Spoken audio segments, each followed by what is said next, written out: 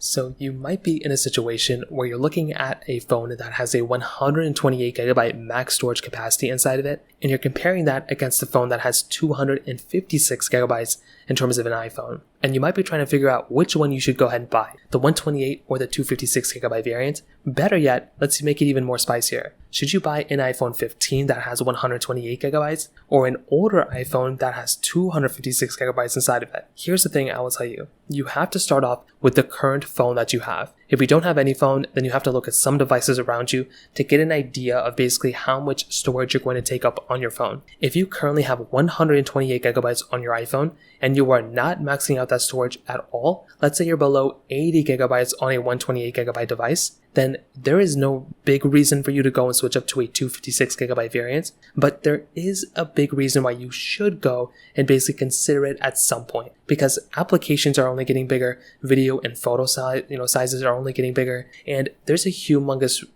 claim that you could make that if you're using like 80GB today, well, that could inflate up to like 160GB in the future because file sizes get bigger, game files, application sizes get bigger. I mean, if you look at even the last like 5-10 years, applications and games and so many things have gotten bigger and bigger and bigger because they've gotten better and better and better. So if you're not wanting to deal with deleting all your photos and stuff all the time, you might just want to consider going up in storage. Another big thing is cloud storage. Do you currently have iCloud, Apple iCloud? Do you have OneDrive? Do you have, Google Photo Storage? If you have any of those options, you could also just keep your 128GB iPhone and probably still have a good time with it because you could just back up all your photo file and video files onto your, cloud storage and probably still be okay. Like you probably won't run into too many problems. So I think from that side as well, that's another big reason why you could go ahead and buy a phone like that and probably have a decent time with it as well. But there are a lot of reasons, in my opinion, why you probably should go up to an iPhone that has 256GB,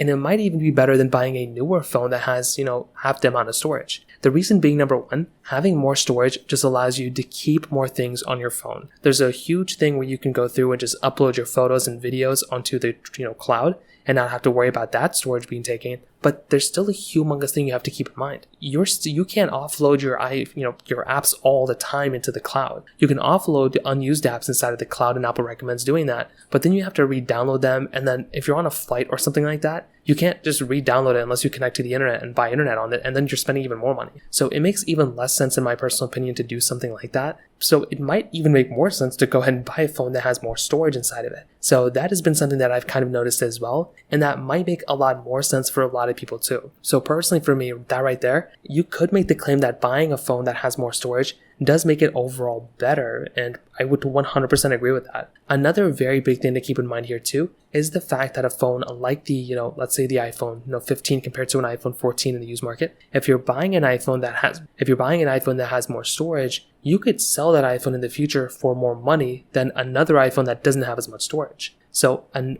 iPhone that has more storage is going to cost more money. That's just how these things go. But if you buy an iPhone that has more storage and you resell that in the future, well, that might be a better deal for some people as well. So you can probably, get more money for an iPhone that has more storage than an iPhone that doesn't have as much storage, right? It just kind of makes sense. So that right there is another very, very big thing to kind of keep in mind there as well. And in my personal opinion, like I mentioned, if I'm going to go and look at a device, if you can buy more storage and if you have all the money in the world, then I would 100% recommend going down that direction. But I kind of do think for the average person, buying a phone, if you're already not maxing out that storage, you probably don't have to go up to the next storage variant just yet. But keep in mind that it's only sooner than later, then you're probably going to get to that direction. So that pretty much covers it up there. If you have any other thoughts or questions, please let me know in the comment section below. Hit the like button, that would mean so much, but definitely hit that subscribe button. More importantly than everything else, I love every single one of you guys. Hopefully I'll catch you guys in the next video. Peace out till then.